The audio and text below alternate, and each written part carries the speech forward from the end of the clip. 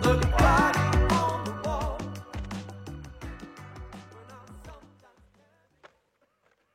Too quiet. Yes. They'll wait till first light.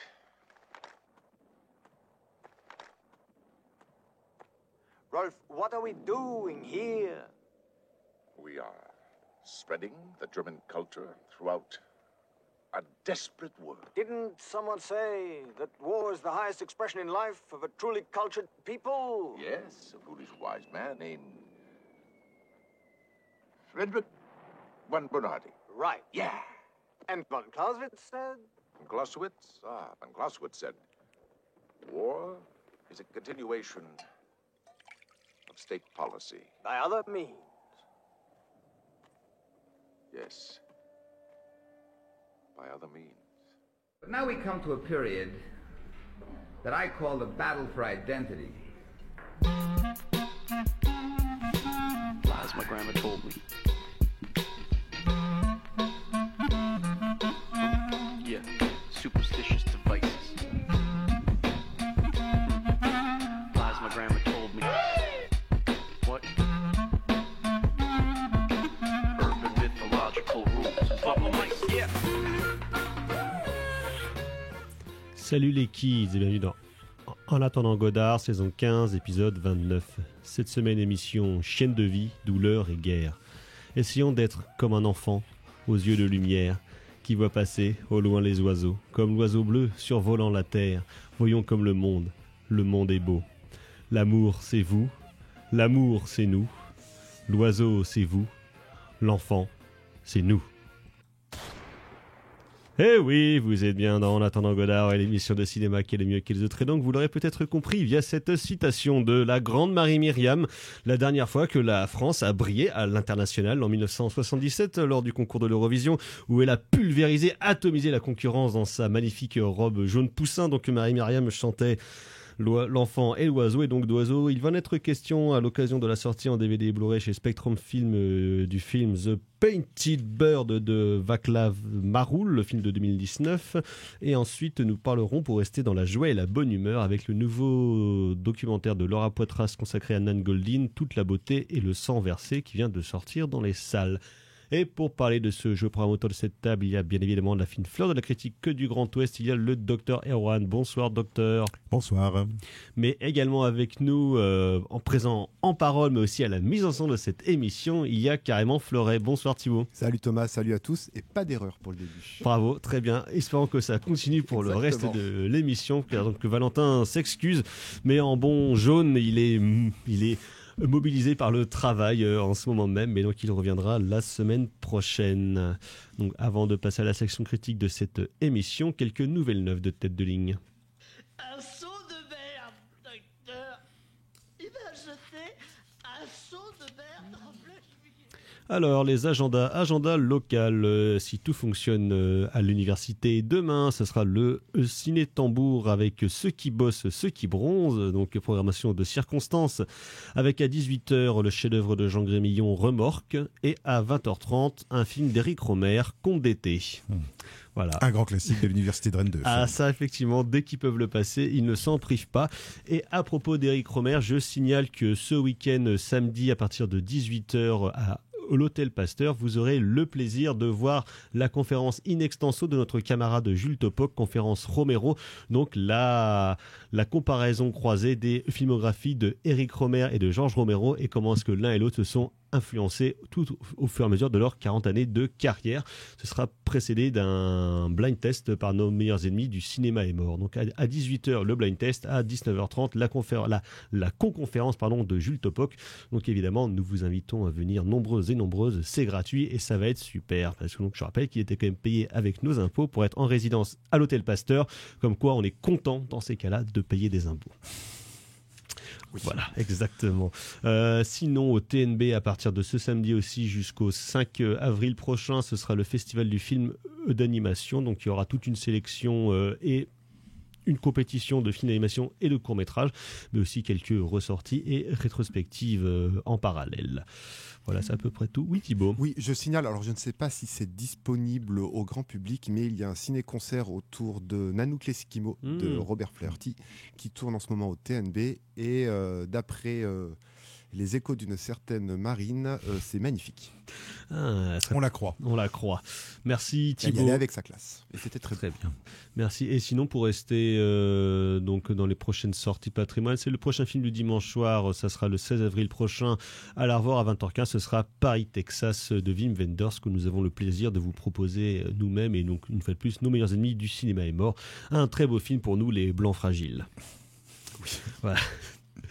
Et sinon, dans les sorties nationales de demain, plein de trucs dont on ne parlera probablement pas, mais peut-être des choses qui pourraient être intéressantes. Il y a le nouveau film des gars du Palmachot réalisé par Jonathan Barré, Bonne Conduite. Moi j'aime bien, ça me fait un peu rire, des petites comédies françaises plutôt pas mal faites, donc voilà. Sinon il y a, pour rester dans la comédie française, mais c'est probablement nul puisque c'est le nouveau film de Sophie Le Tourneur, Voyage en Italie avec Philippe Catherine.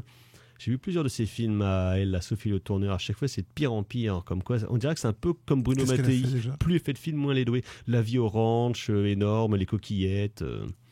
Énorme, c'était pas mal. Non, c'était horrible. Moi, j'ai trouvé ça absolument abominable. J'ai pas vu tout ça. C'était... Bref, donc j'ai échappé à ça. Ouais, vous avez bien du bonheur. Il y a un film avec Jérémy Régnier qui part se ressourcer dans les bois parce que sa famille lui casse les couilles. Ailleurs, si j'y suis. Voilà, aucun rapport avec l'émission de Mermet, je pense. Non. Là-bas, si j'y suis. À moins qu'il écoute l'émission de Mermet quand il est dans sa cabane dans les bois. Peut-être. Je suis pas sûr que ça te détende d'écouter Daniel Mermet dans les bois. Bah après, mais au pire, après, tu vas taper contre des bûches. Voilà, soit les arbres sont plus forts que toi. Tu peux pas faire grand mal, normalement. Quoi. Exactement. Sinon, de gens qui ont fait du mal, c'est dans le film de Jeanne Herry, je verrai des toujours. Aussi.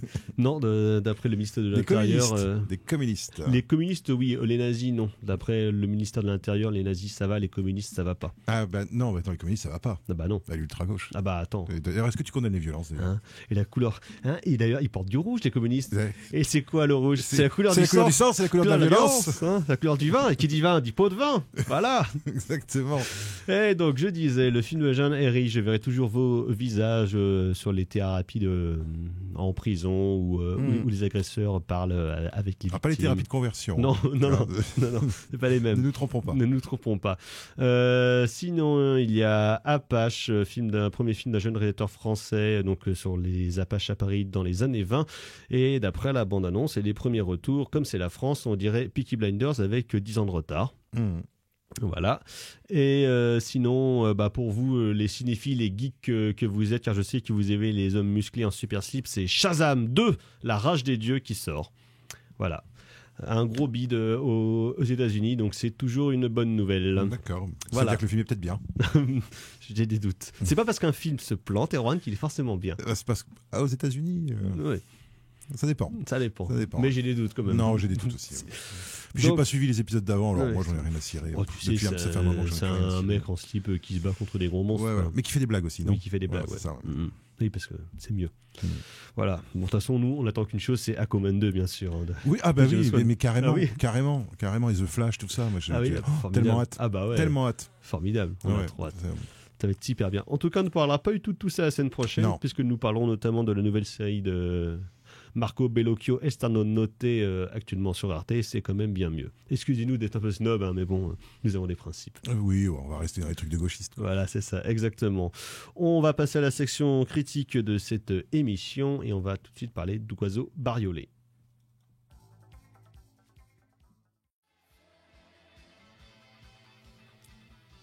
En attendant Godard sur Syllab, et donc c'était Siouxsie and the Banshees avec Painted Bird. Et donc de Painted Bird, effectivement, il va en être question à l'occasion de la sortie il y a quelques semaines chez Spectrum Film, donc de The Painted Bird de Václav Maroul, qui inaugure chez Spectrum Film, donc comme vous le savez, éditeur plutôt spécialisé dans les films extrêmes orientaux, donc une section parallèle où justement ils vont sortir un petit peu des films exclusivement asiatiques pour aller vers d'autres continents aussi, mais toujours d'autres découvertes et d'autres petites pépites ou films en tout cas relativement méconnus. Donc effectivement un film qui date de 2019 et qui n'avait pas eu l'honneur de connaître une sortie en salle si je ne m'abuse. Donc de Václav Maroul, c'est son 3e long métrage en quasiment 15 ans, parce que donc le garçon met visiblement du temps à pouvoir monter ses films. Son premier film était une adaptation basée sur une pièce théâtrale qui prenait pour héros le héros de Raymond Chandler, Philippe Marlowe, et il a fait un film de guerre ensuite à la fin des années 2000, je crois, qui s'appelle donc Tobruk, d'après la bataille pour Tobruk, donc. Et donc là, il revient avec il est revenu avec un nouveau film qui est aussi un film de guerre. Et là, normalement, comme tous les mecs qui ont fait des films bien dans un pays d'Europe, il est parti en Amérique. Il a un projet de film avec Michael Shannon sur le général McCarthy. D'accord. Moi, je dis quand même que ça démarre plutôt bien, mais visiblement, donc vous voyez, il aime les films de guerre et les figures assez complexes. Parce que donc là, c'est basé sur un livre de Jerzy Kosinski de 1965, donc du même titre qui était paru en France sous le titre de L'Oiseau bariolé, qu'on retrouve dans ce gros coffret donc édité par Spectrum Film, puisque donc il y a l'intégralité du bouquin qui nous permet de voir que le livre est aussi joyeux que le film, puisque donc de quoi que ça cause, eh bien en plein milieu de la Seconde Guerre mondiale. Donc comme vous le savez peut-être, en Europe de l'Est, c'est le bazar. Il y a à la fois des nazis, à la fois des staliniens qui sont là, qui errent, et au milieu, toute une population qui en prend plein la gueule des deux côtés, et notamment un personnage, donc le personnage principal, qui est un gamin d'une petite dizaine d'années, qui a priori veut être sauvé par ses parents, donc il l'envoie un plus loin dans le pays pour essayer d'éviter des conflits, sauf que patatras, il va aller, comme on dit, de Caraïbes en Scylla, où strictement tous les gens qu'il va rencontrer vont lui foutre méchamment sur la gueule, ou alors ceux qui vont... Ou dans le cul. Ou dans le cul, et ceux qui vont essayer de l'aider en prendront eux aussi plein la gueule. Donc film assez étonnant au casting international, où on retrouve un paquet de tranks qu'on aime bien, donc notamment Harvey Keitel, Barry Pepper, Udo Kier qui joue un enculé, ça sera étonnant, spoiler, Stellan Skarsgård et compagnie, donc qui jouent tous dans des seconds rôles et qui jouent des figures adultes, donc que le gamin va croiser au fur et à mesure de ses pérégrinations sur ces terres désolées, et qui tournent tous dans un langage assez particulier qui est l'interslave, qui est en fait une langue qui existe depuis déjà plusieurs décennies, mais qui est un mélange, un mix de toutes les langues slaves d'Europe, on va dire d'Europe centrale et puis d'Europe de l'Est, car d'après la volonté même du metteur en scène, il avait utilisé cette langue pour qu'il n'y ait pas d'identification à un peuple précis, donc c'est-à-dire qu'on ne puisse pas dire que ce sont des Polonais, que ce sont des Ukrainiens, et à la fois pour éviter l'identification trop proche avec les personnages, et surtout pour qu'il n'y ait pas trop de dissension, qu'on dise regardez, ce sont des Polonais, c'est vraiment des salauds, ce sont des Ukrainiens, c'est vraiment des salauds, ce sont des Roumains, ce sont vraiment des salauds. Donc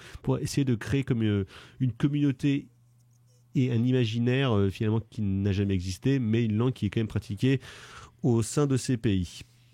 Et donc le personnage principal, l'enfant lui-même, n'a pas vraiment de personnalité ou de traits caractéristiques, même si au fur et à mesure de l'histoire, il sera considéré comme un enfant tzigane, un rom, voire un juif, ce qui explique entre guillemets le fait qu'il en prenne plein la moule de la part de tous les personnages qu'il va rencontrer.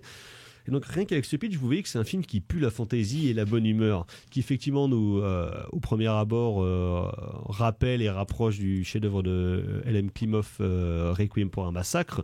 Donc autre film qui mettait en scène un enfant, enfin la guerre dans les pays de l'Est vue par les yeux d'un enfant. Film choc, film traumatique et film qui, pareil, ne puait pas la santé, mais film absolument dantesque, dont on avait parlé ici au moment de sa ressortie en vidéo il y a 2 ou 3 ans. Effectivement, le film de Václav Maroul, il fait évidemment penser par bien des aspects. Peut-être que le film de Klimov lui-même se rapprochait ou était inspiré par le livre de Kosinski. Non. Enfin, je crois pas. Hein. Je crois que pour moi, dans mon souvenir, le film de Klimov, il est inspiré de souvenirs soit du réalisateur et d'un autre membre de l'équipe. Je sais plus si c'était peut-être le scénariste. Enfin, c'était un espèce de mélange de souvenirs, de fiction. Je crois pas que c'était directement inspiré du film du bouquin qui a été interdit en plus. Hein, oui, dans les pays de l'Est, donc il devait être difficile à se trouver en plus. À l'époque de sa sortie, donc en 65 aux USA, parce que donc l'écrivain. Peut-être que la structure narrative, effectivement, notamment, a peut-être été empruntée là-dessus. Donc effectivement, le livre qui avait fait un certain scandale parce que livre supposé autobiographique, et ça a été beaucoup remis en doute à l'époque. du fait que le gamin C'est vraiment... pas un film, il le dit dans sa préface, c'est pas vraiment un bouquin autobiographique. Mais basé sur des personnages, c'est un bouquin qui est en des partie basé sur existences, son voilà. expérience, mais qu'en partie en fait, et que le garçon c'est pas Kosinski quand il est Oui, jeune. c'est pas lui. Parce qu'effectivement, comme on dit, il subit quand même un paquet de sévices, ça c'est incroyable. Ce qui participe évidemment à la dureté du film, mais qui, je trouve, la complaisance de la violence est contrebalancée par sa forme même, parce que donc, le film est en cinémascope et en noir et blanc, ce qui donne effectivement un côté très beau. Il a une mise en scène qui est très maîtrisée, mais qui est assez étonnant, parce qu'à la fois, ça voudrait atténuer le caractère violent ou bien la complaisance qu'il pourrait y avoir dans la violence, tout en pouvant parfois plus ou moins pencher, je ne sais pas si c'est dans un certain esthétisme de la violence ou presque un caractère baroque finalement de cette pérégrination dans les pays de l'Est, qui je trouve au fur et à mesure du visionnage de ce film qui est dense, hein, quand même, il fait quasiment 2h20, donne un... Il fait 2h50, 2h49, c'est ça, oui. 2h39, je crois. Donc ce qui donne quand même un côté... moi j'ai vu la version Blu-ray, il fait 3h, la version Blu-ray. 2h50. Donc en tout cas, long film dense où effectivement on est brinque-ballé, je trouve, de manière assez étonnante, parfois de manière assez rassurante, mais tu as toujours presque comme un voile sur la violence pour essayer de atténuer le choc visuel que l'on pourrait avoir ou le choc esthétique, même s'il revient ponctuellement, plus que par les côtés graphiques, on va dire le gore, les coups, plus par le caractère des personnages qu'il va rencontrer. Enfin moi en tout cas c'est la principale chose qui m'aurait marqué dans le film. Oui, moi je suis d'accord, je te rejoins complètement.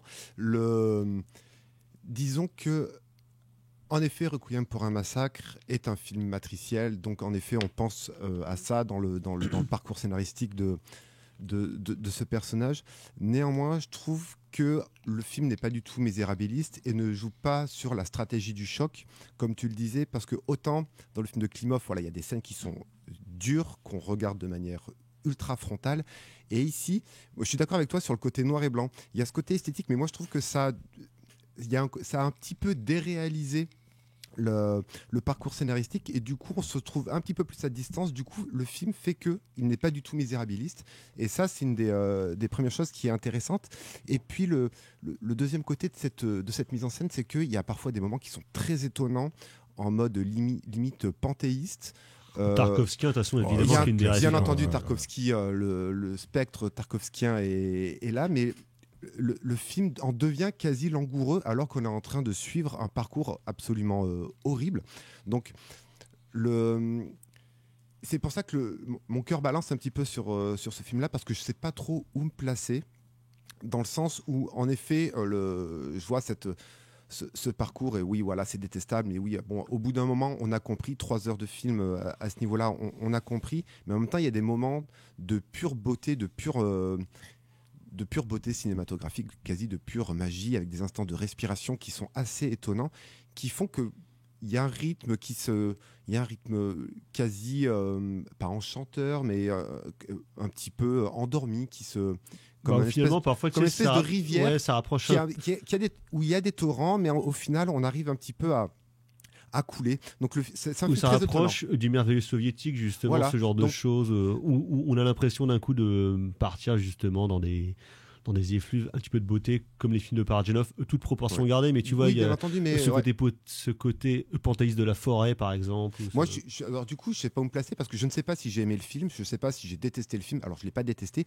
je l'ai pas non plus adoré. Néanmoins, c'est une proposition de cinéma, donc on peut encore une fois remercier Spectrum de proposer ce film-là, parce que c'est un film qui est étonnant et qui, il me semble, mérite vraiment le coup d'œil. Surtout qu'en plus, tu l'as dit, il y a un casting de gueule mémorable. Udo Kier, son regard, même en noir et blanc, il te terrasse. Oui. Donc ça, quand Udo même... Kier, il est trop fort. De toute façon, il a juste à être là pour dire lui, il est méchant. Et puis, Est-ce qu'il a déjà joué des gentils, Udo Kier en cinéma ? Et puis il y a quelque chose, par contre, par rapport au film de Klimov, par rapport... non, c'est Suspiria. Oui. Par rapport aussi au film de Andrei Tarkovsky. Bon, on va pas divulgacher le métrage, mais là, je trouve que la fin est très belle. Par contre, voilà, il y a un vrai le dernier plan de fin. On parlait de plan de fin avec The Fabelmans de Steven Spielberg. Et ben là, on retrouve un petit peu ce que nous dit John Ford dans le film de Spielberg et ce que fait Spielberg à la fin de The Fabelmans. Il le fait ici.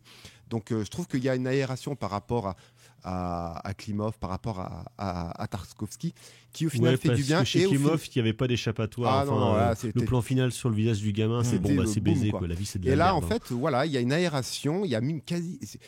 Ça se termine, ça, quelque part, c'est un happy ending d'une certaine manière. Il y a de l'espoir. Même si c'est un happy ending compliqué.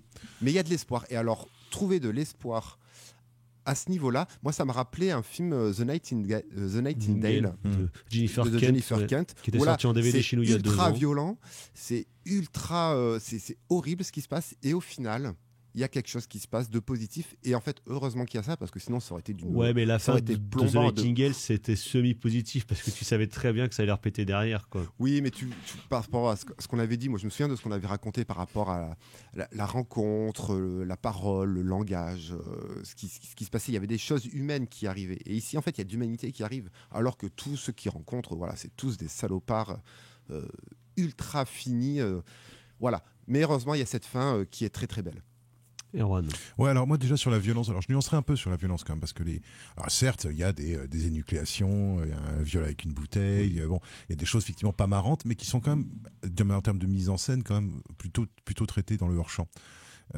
Et quelque part, le film est moins frontal en fait en termes de représentation de la violence. Il est de violence graphique. Ouais, je trouve qu'il est moins frontal justement que Requiem pour un massacre. D'ailleurs, on pourrait dire que c'est une version, je dirais pas light, mais une version un peu plus qui cherche pas, je pense, à concurrencer voilà, le choc, le côté uppercut à l'estomac quoi, de Requiem pour un massacre, mais qui s'inscrit carrément dans cette veine-là. Et puis, alors après, moi je sais que j'ai plutôt apprécié le film avec cette effectivement peut-être ce petit bémol qui est que justement il n'y a pas le côté on va dire entre guillemets inédit en fait voilà, d'un Klimov ou même d'un Tarkovsky, c'est-à-dire qu'on sent bien quand tu connais un petit peu tu connais un petit peu tes classiques de cinéma russe, tu vois tu comprends assez vite dans quel type d'univers en fait esthétique tu vas te retrouver. Oui, parce que sur un tel sujet, mais ce qui n'est pas du tout désagréable parce que c'est bien fait sur un tel sujet, est-ce qu'on peut encore faire de l'inédit? Est-ce qu'on n'est pas de toute façon obligatoirement là où moi je trouve dans la reprise et là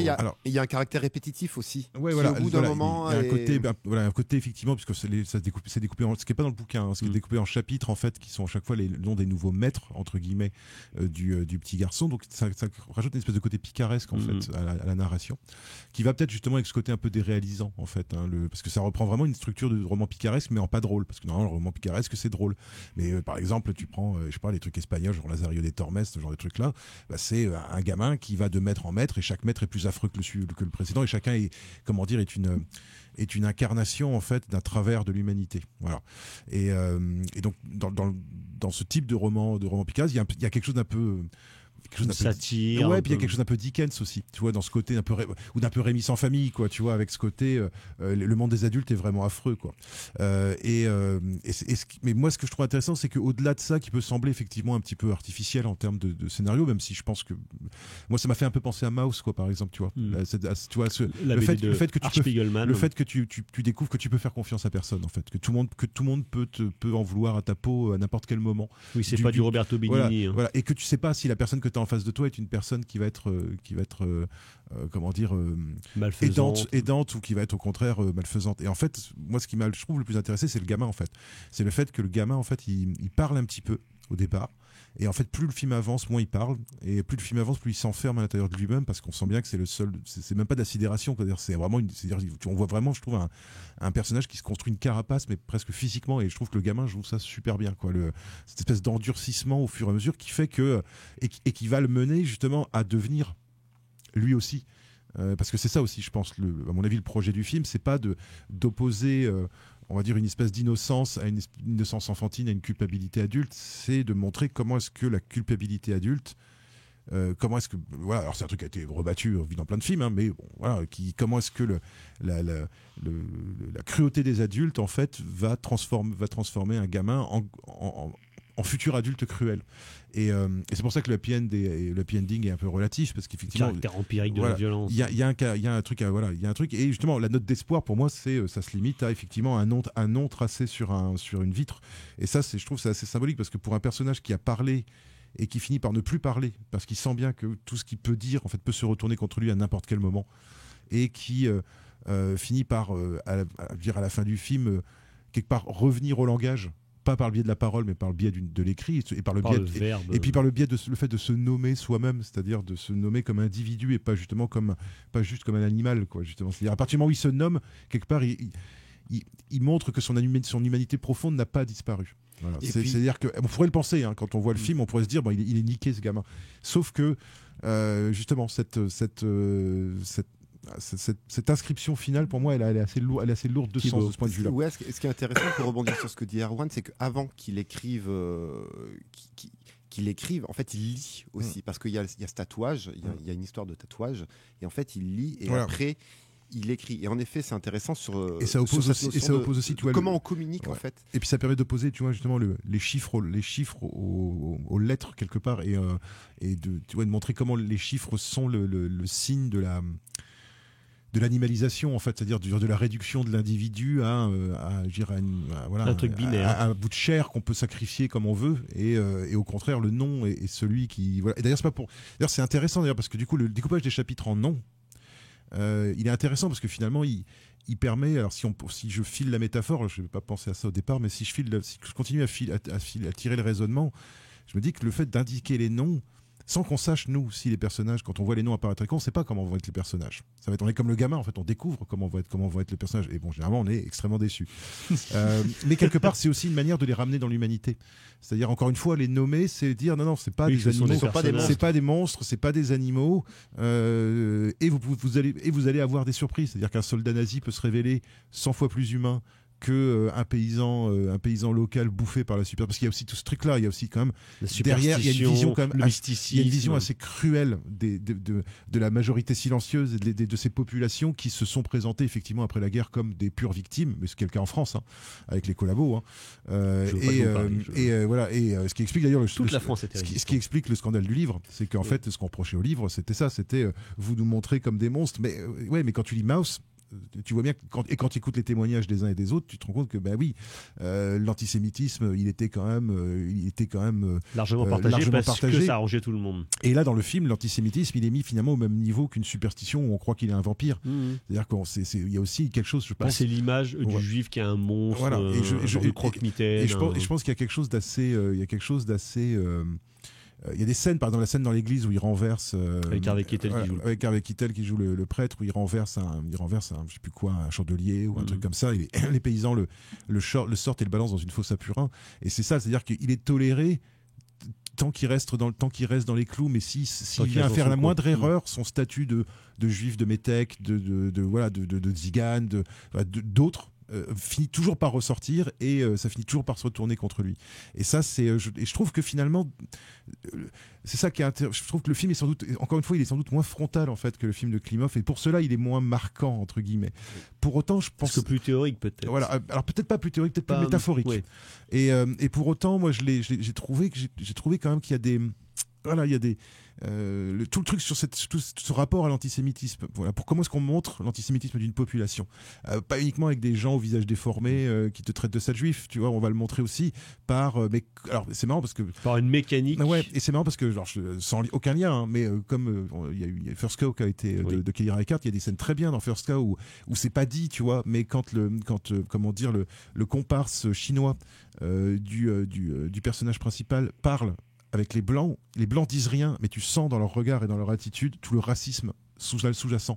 Et je trouve que, alors c'est plus évident ici, hein, mais je trouve qu'il y a un petit peu de ça aussi, c'est-à-dire que tu sens que il y a toujours quelque chose de provisoire en fait, c'est-à-dire que son acceptation ne peut être que provisoire, parce que fondamentalement il sera toujours considéré comme un métèque, parce qu'il est toléré par leur intolérance. Mais comme d'autres personnages d'ailleurs, comme la fille aux oiseaux par exemple, la fille aux oiseaux qui est une espèce de personnage un peu pas de sorcière, mais de personnage de fille un peu nympho comme ça, qui dépucelle les mecs du village, et qui se fait une mauvaise fille, quoi. Voilà, une mauvaise fille, et qui se fait sacrément défoncer par d'autres femmes. c'est pas par des hommes justement, c'est par d'autres femmes quoi. Et là pareil, vous voyez, c'est ce genre de personnages qui sont acceptés dans une marginalité jusqu'à une certaine limite, et par contre dès qu'il y a un problème, c'est vers eux qu'on va se retourner. Et je trouve parce qu'ils sont bien pratiques de toute façon dans un microcosme ou bien dans une société, oui, bien sûr, d'avoir un taré, d'avoir un mec borderline. Voilà. Oui, parce que puis ça fait que tu peux te retourner contre lui s'il y a un problème. C'est-à-dire que tu peux. Faut trouver l'ennemi commun. Ça peut servir de bouc émissaire tout de suite quoi. Et voilà. Et ultra gauche par exemple. Et tout exactement. Et tout ça donc c'est couplé avec par contre des scènes, moi je trouve, qui sont beaucoup plus comment dire, réalistes à mon avis, entre guillemets, avec justement cette espèce d'hésitation perpétuelle entre l'espoir et la cruauté du monde. C'est-à-dire notamment, je pense à la scène avec les déportés qui arrivent à sortir du train, et où là, enfin moi je sais pas, mais moi en tant que spectateur, je pouvais pas m'empêcher d'espérer qu'il y en ait au moins un qui sorte vivant. Et bon, évidemment, ça se passe pas très bien, notamment pour une femme enceinte. Là, pareil, tu vois, grosse utilisation du hors-champ. Si moi, je me suis dit, ouh là là, quand j'ai vu la scène se ramener, je me suis dit, hop, là, ça, j'espère qu'on va pas me montrer du nourrisson, tu vois, dégommé, arraché du ventre d'une mère. Et justement, non. Et c'est là où je trouve que c'est pas complaisant. C'est qu'en fait, tu crains le truc, et en fait, il y a toujours un changement d'axe de caméra qui fait que l'énucléation, on va passer au hors-champ, tu vois. Tout d'un coup, c'est à la fois, comment dire, direct, c'est violent, mais c'est plus la mise en scène qui va te faire sentir la violence plutôt que de la violence gore, on va dire. On sait très bien que de toute façon, comme dans le cinéma gore ou le cinéma d'horreur, c'est pas du tout exploite quoi. Le hors-champ qui est presque soudain fonctionne beaucoup mieux. Bah voilà. Et moi je reste assez fan. Moi justement, moi la violence au cinéma me pose pas de problème. C'est toujours la manière, c'est toujours à quelle distance tu es, qu'est-ce que tu montres et quand tu le montres. Et là, son propos, c'est pas du tout de choquer le bourgeois en allant dans le craspec, quoi. Enfin, en tout cas, moi, parce que ça rentrerait, parce que ce serait facile en plus. Ouais, puis ça rentrerait en conflit complet avec sa mise en scène, avec le noir et blanc, qui ajoute de l'élégance. Alors que tu vois, chez Klimov, où il y a aussi du hors-champ, il y a pas que, c'est pas que de la fantaisie, mais le fait que le film soit en couleur, je pense que ça change pas mal de choses quoi. Tu vois, en termes de ressenti quoi, tu vois. Et voilà, donc je trouve que le film est effectivement sans doute un petit peu si on le compare évidemment à Klimov, il est sans doute un petit peu en dessous, parce qu'il a moins ce côté inattendu en fait presque du film, mais pour autant moi je suis étonné que ce film là soit pas sorti en salle quoi, parce que pour moi c'est quand même un film de cinoche quoi. C'est pas un film à smartphone quoi. C'est un film qui supporterait très très bien le grand écran. C'est ultra ambitieux. En effet, il y a des choses à dire, et même les acteurs sont bien. Le côté qui donne un petit côté comment dire, pas réfractaire, mais où tu peux dire wow, ou à mettre à distance. En fait, comme tu le disais, il est toujours questionné et il est toujours questionnable. Et ça, au final, c'est la grande force du truc. Parce que la scène du train, en fait, moi, c'est pareil. Je me suis dit, bon, ouf. En plus, il y avait un côté où tu vois, c'est une scène que j'ai comparée un petit peu à le train, les grandes plaines. Tu vois un petit peu, il y a du cinéma américain qui se ramène un petit peu dans ton imaginaire, et tu sais très bien que dans le cinéma, que dans le film, ça va très bien se passer. Mais oui, en effet, le changement, cette femme avec son enfant, c'est hyper bien foutu. Et même le côté, tu parles de la scène avec la fosse à purin, qui est une scène d'une humiliation absolue. Au final, elle est traitée relativement. Et puis il s'en sort de la fosse à purin quelque part tout seul. Donc voilà. Voilà. Et pareil, tu vois, la scène par exemple de l'attaque du village, qui est là fait pour le coup très très penser à Requiem pour un massacre, où tu vois des espèces de cosaques qui arrivent, des mecs à cheval qui arrivent tout bourrés, qui se mettent à tuer tout le monde. Et alors c'est pareil, c'est assez impitoyable. C'est assez impitoyable parce que tu vois, ça coupe.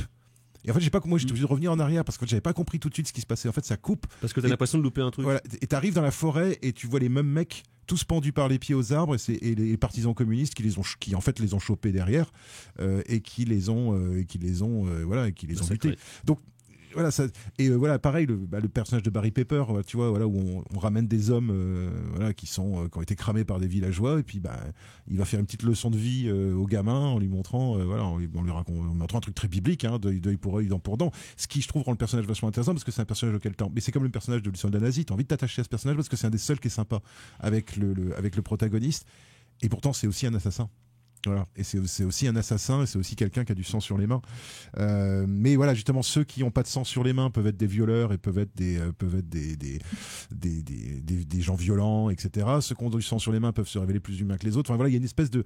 Alors c'est peut-être ça aussi, peut-être qui peut-être l'ambiguïté de la guerre, du relativisme en fait, c'est-à-dire de cette idée. Je pense que il y a peut-être ça aussi, c'est peut-être qu'il n'y a pas un camp finalement, mais apparemment dans le bouquin c'est pareil, hein, c'est qu'il n'y a pas l'idée de ceux-là ils sont méchants, ceux-là ils sont gentils. Tu le vois dans le making-of du film qui est dispo sur le Blu-ray, il y a un making-of de quasiment 2 heures où justement le réal sur le tournage avec ses comédiens, avec ses techniciens se pose ce genre de questions sur la représentation et sur le bien fondé de par exemple de montrer un personnage de nazi qui serait entre guillemets positif ou en tout cas moins salaud que les autres. Mais souvent c'est intéressant de prendre Stellan Skarsgård parce que ça veut dire que le mec c'est un vieux soldat. Et donc il est sur le front de l'Est et on peut imaginer que le mec c'est pas un mec, c'est pas un SS de 20 ans quoi, tu vois, le mec il a fait la première guerre, voilà, et tu sens, et je trouve que c'est un qui parle d'ailleurs pas du tout dans ce rôle là, qui est un rôle complètement silencieux d'où l'extrait de croix de fer que j'ai mis en pré-générique aussi parce qu'il y a de ça sur les vieux soldats qui sont revenus de tout et qui combattent dans le camp nazi parce qu'ils sont allemands mais et qui a pas totalement abandonné son humanité, ce qui, alors sans vouloir faire l'apologie de l'armée nazie, je suppose quand même qu'il y avait, encore une fois, moi je crois pas du tout au côté, ce sont pas des êtres humains, je crois qu'au contraire ce sont carrément des êtres humains, les nazis, dans tout ce que ça peut représenter effectivement d'horrible, ce qui veut pas dire que la troupe de base c'est forcément du salaud intégral systématiquement pour tout le monde quoi, tu vois. Des malgré nous comme on dit. Alors je pense pas que ce soit des malgré nous, je pense qu'il y a aussi des gens qui étaient convaincus, je pense que l'antisémitisme, l'antisémitisme en France comme en Allemagne c'était largement répandu dans la population et qu'à mon avis toute personne qui n'était pas juive était potentiellement antisémite à part quelques communistes. Et encore. Voilà, moi je pense qu'il faut pas se leurrer non plus. Parce que l'antisémitisme de l'extrême gauche c'est mais pour autant encore une fois voilà, c'est ça le truc, c'est que il est toujours facile de juger l'histoire en termes d'humains et d'animaux en fait. Et je pense que c'est un film qui nous invite plutôt à ça, c'est-à-dire à nous dire oui, en fait c'est pas si simple quoi. Dans le cadre d'un conflit, on peut être à la fois un salaud et un brave type. On peut être totalement un salaud, mais pas, on peut pas être totalement un brave type. Ça, c'est une certitude. Oui, on peut pas tromper 1000 fois. À part Harvey Keitel, qui est le seul qui a le droit, alors que le film est plutôt anti-superstition et tout ça, hein, mais c'est le seul qui a le droit à un traitement véritablement positif d'homme d'église. Voilà. Donc voilà, vous l'aurez compris, la guerre, quelle affaire. Donc c'est The Painted Bird de Václav Marul, sorti en DVD Blu-ray dans une grosse édition chez Spectrum Film. On va rester dans la joie et la bonne humeur, mais on va parler de rêves adolescents.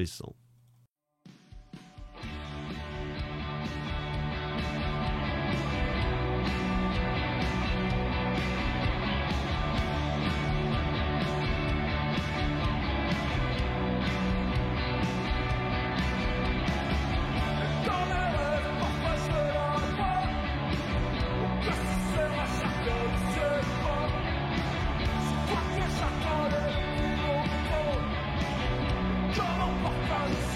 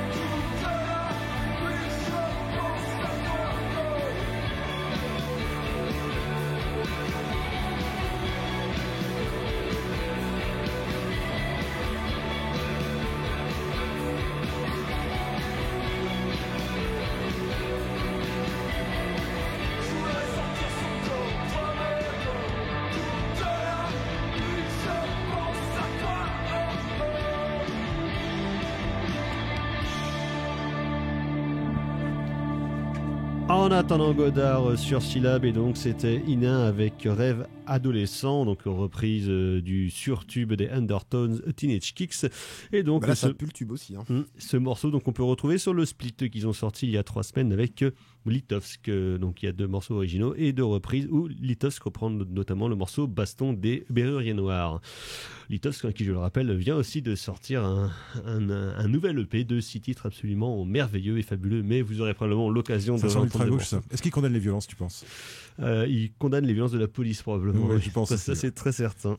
Donc voilà, et de Rêve adolescent, il va en être question à l'occasion de la sortie la semaine dernière dans les salles françaises du dernier long métrage de Laura Poitras, Lion d'or au dernier festival de Venise. Donc c'est pour ça. Et je me suis dit, parce qu'en fait moi je suis allé au cinéma, c'était blindé, blindé. La salle était pleine et je me suis dit mais comment ça se fait que la salle est pleine comme ça pour Laura Poitras, pour un film sur Nan Goldin. Et en fait quand j'ai vu Lion d'or, ok, j'ai dit d'accord. Donc toute la beauté et le Saint-Versé, All the Beauty and the Bloodshed, donc nous le disions, est consacré à la photographe américaine Nan Goldin, donc une des plus grands noms probablement de la photographie américaine des 30 dernières années. La photographie mondiale, tu peux dire. La photographie mondiale, même, qui a exposé d'à peu près tous les plus grands musées du monde, et qui est une petite dame, mais qui est hargneuse, une dame aux cheveux bouclés, mais qui est hargneuse et qui il y a 5 ans s'est lancée dans un combat contre la famille Sackler que on connaît assez mal parce que donc ce sont des millionnaires, donc comme tous les multimilliardaires même, ce sont des gens discrets, mais qui donc notamment ont fait leur fortune dans l'industrie pharmaceutique et se sont fait connaître comme étant des grands donateurs et des grands mécènes du monde des arts, que ce soit au Tate Museum, au British Museum, au Louvre. Mais donc, comme tous les milliardaires dans l'industrie pharmaceutique, ce sont des gros fils de pute qui ont donc notamment développé et survendu l'oxycodone. Donc on retrouve notamment pour les amateurs dans la série Justified, parce que les plus de qui adorent en prendre. Et qui a touché notamment le milieu du hip-hop américain de manière assez conséquente. Comme s'il n'y avait pas déjà pas assez de morts dans le hip-hop. Dans les années 2000. Et donc Nan Goldin, après s'être blessée, s'est vue prescrire par son médecin donc de l'oxycodone. Elle est devenue accro de manière. Précisons que c'est un antidouleur. Oui, un antidouleur très fort. Mais c'est un genre de tramadol, quoi. Et très addictif. C'est un genre de tramadol. Et donc évidemment après, elle a dû partir en désintox, et pendant plusieurs années, elle a mené un combat pour que justement ces gens soient reconnus comme des vendeurs de morts, et que surtout leur nom soit retiré. C'est 500 000 morts aux États-Unis depuis une vingtaine d'années. Et donc ce qui est pas mal. Ce qui est pas mal. Et que donc leur nom soit retiré des musées où ils sont mécènes, et donc que Laura Poitras traite de ce combat-là assez récente, donc de la photographe, et elle en profite pour retracer par le biais de chapitres comme dans The Patin Burn, donc le fil autobiographique de sa vie, et pourquoi c'est une photographe aussi importante, et quel a été un peu justement son parcours et presque son destin, on va dire, donc que depuis son enfance dans une famille pas super facile, où ils ont quand même poussé la grande sœur au suicide.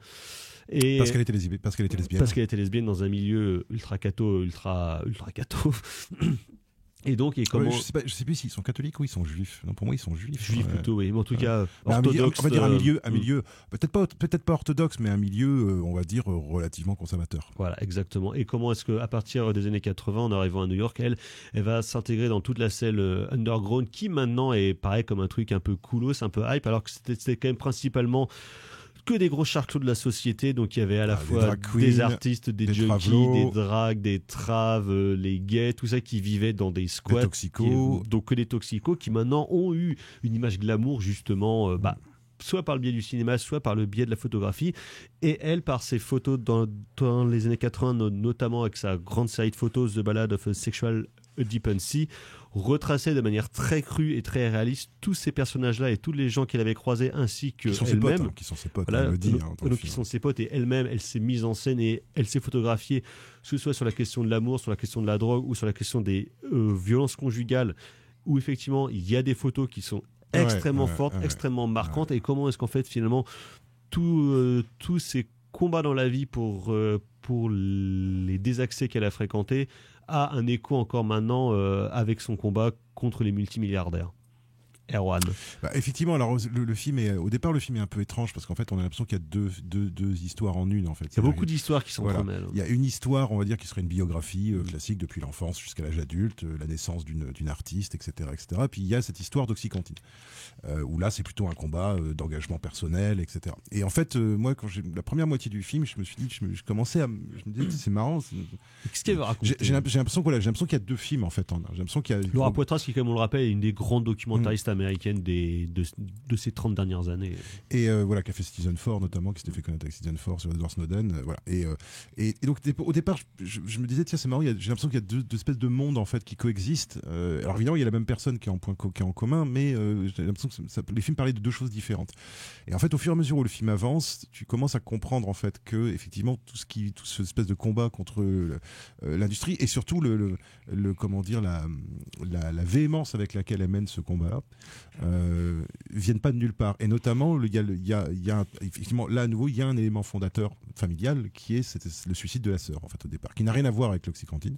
Dans une lettre qu'elle a écrite justement, ça donne son titre au film. Elle parle de All the Beauty and the Bloodshed. Et justement, c'est là où justement à un moment où je me suis dit ok, ça y est, je commence à comprendre. C'est-à-dire c'est quand je me suis rendu compte qu'en fait le point commun en fait il y a Nan Goldin bien évidemment en tant que personne, mais le point commun en fait entre les deux, c'est la question du déni. Pour moi, qui est vraiment le thème central du film, c'est-à-dire que la vie de Nan Goldin s'est construite sur un déni familial qui l'a amené, elle, à aller contre ce déni familial en allant justement dans ces milieux que ses parents essayaient de lui dissimuler, ou en tout cas qui passaient pour des milieux qui sont liés à la folie en fait, ou qui sont liés à l'anormalité. Voilà, c'est à l'internement. Voilà.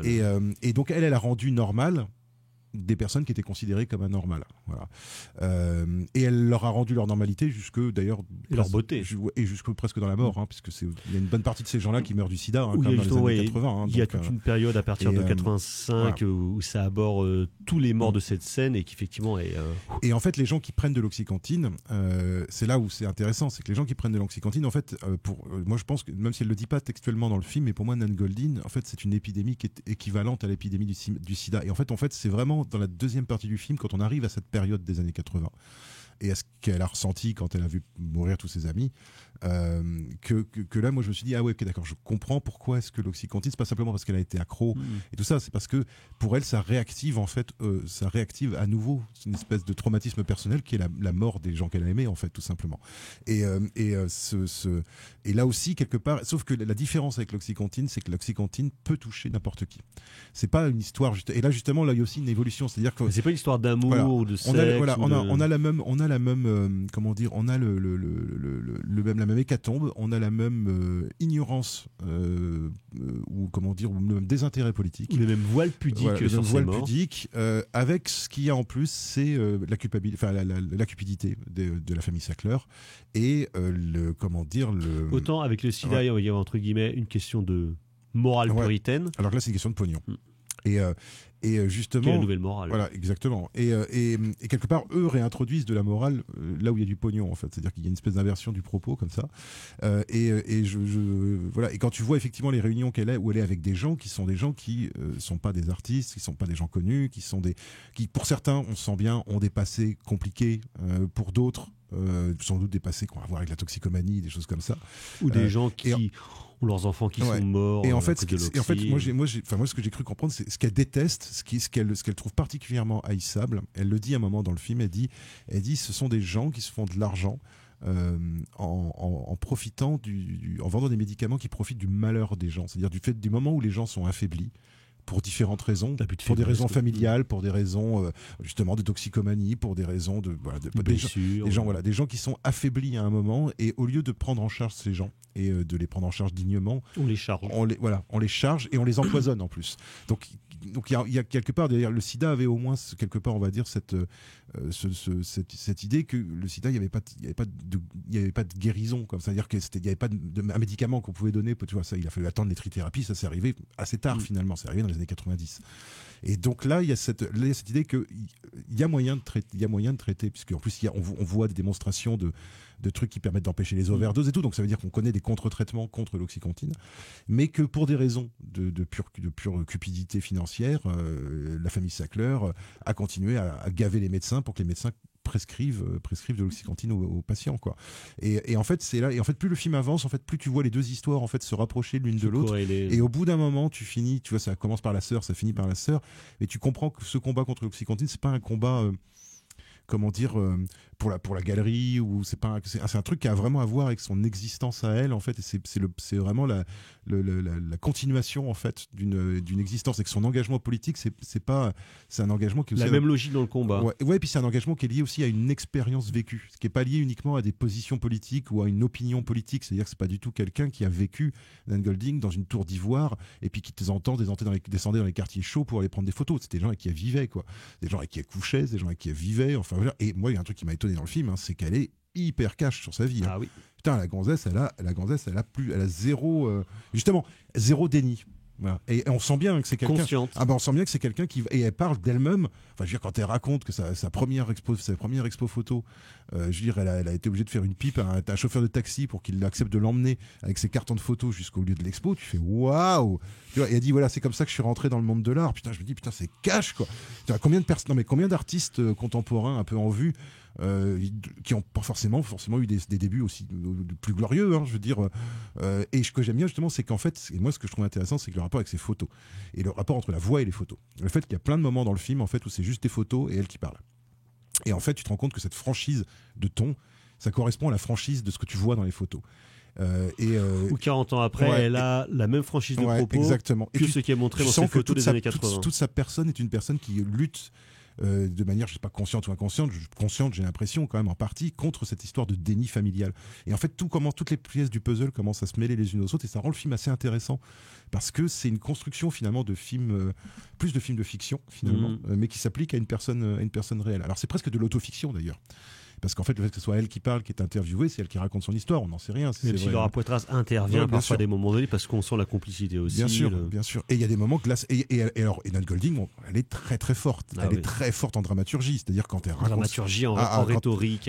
Toute l'histoire justement avec son compagnon, avec Brian. Qui est, voilà, où elle passe tout un moment à dire on s'entendait très bien, c'était l'amour, on baisait bien ensemble, on était super fusionnels et machin et tout, et elle raconte une fois où le mec pique une crise de jalousie et lui défonce la tronche, et elle est sauvée par une copine à elle, et après tu vois les photos quoi, de sa gueule, mais boursouflée de coups, et tu fais waouh, et d'un point de vue dramaturgique, c'est pas, je sais que ça peut sembler un peu insensible de dire ça comme ça, parce que c'est évidemment extrêmement tripal quoi la scène, mais d'un point de vue dramaturgique, déjà elle raconte ça super bien, parce encore une fois là aussi, elle te dit pas c'était un monstre. Elle te dit c'est un mec que j'ai aimé, etc., et le mec est devenu un monstre, quoi. Le mec est devenu un monstre parce que par la jalousie, par la frustration, par plein de raisons, mais elle cherche pas à l'excuser. Et quand elle raconte sans problème qu'il a essayé de faire interdire l'exposition où elle a montré ces photos là, quoi. Donc voilà, le mec est passé de idole à salaud, et tu peux le mettre en relation avec le photographe qui s'appelle Jonathan Richards, je ne sais plus comment il s'appelle, mais qu'elle a rencontré quand elle était adolescente, et qui lui par contre reste une figure amicale forte pendant toute son existence, quoi. Et Cookie, l'actrice de John Waters. Et tout ça, c'est très touchant, moi, je trouve, justement.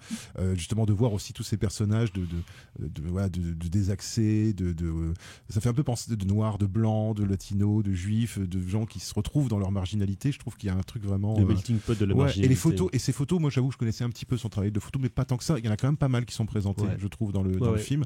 Et les photos sont... C'est un film sur le travail. Ouais, et les photos sont bien, hein. Les photos sont des superbes clichés, quoi. Ils sont magnifiques. Et qui sont d'autant mieux que on sent que c'est pas des clichés qui sont fabriqués. C'est-à-dire qu'on sent que c'est pris sur le vif, et que simplement avec l'œil. Voilà, et qu'elle a l'œil qui permet de savoir à quel moment une ombre qui passe sur un visage, ça rend la chose belle. En fait, ça rend des gens qui en plus sont pas forcément glamour glorieux, en soi, ou dans des états glamour, en fait, voilà. Et même elle-même, quand elle se montre, enfin moi j'ai trouvé, et je trouve qu'il y a une c'est ça, moi j'ai vraiment découvert une certaine forme d'honnêteté, à la fois artistique, personnelle, politique, que je trouve que Laura Poitras a bien mis en valeur dans son film. Donc voilà, c'est le très beau film de Laura Poitras sur Nan Golding, toute la beauté et le sang versé. On va passer au coup de cœur. C'est de la merde. C'est de la merde.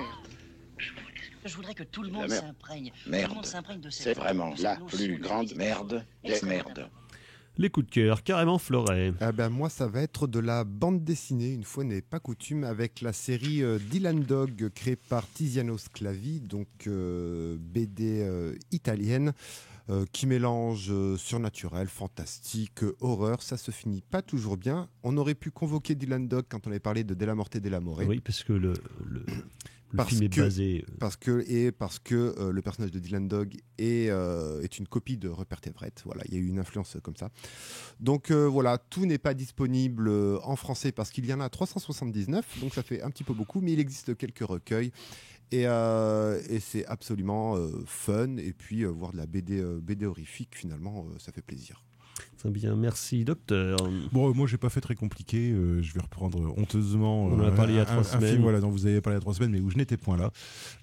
C'était de la violence, voilà, de Sergio Solima. Voilà, film gentiment italien des années 70, donc gentiment foutraque, mais avec toujours des moments de grâce, des moments de grâce absolus, comme on en trouve pas mal dans le cinéma italien de cette époque. Merci. Et moi alors, il est passé la semaine dernière dans les salles à Rennes. Il était sorti directement en VOD l'année dernière. Les Rendez-vous du samedi de Antonin Père et Jatko, film qu'il a tourné pendant les manifs des Gilets jaunes, donc avec sa petite caméra Bolex au plus près des manifestants, dans lequel il entremêle une histoire de fiction, comme il le fait souvent, sur les questions de relations amoureuses avec notamment Alma Jodorowsky.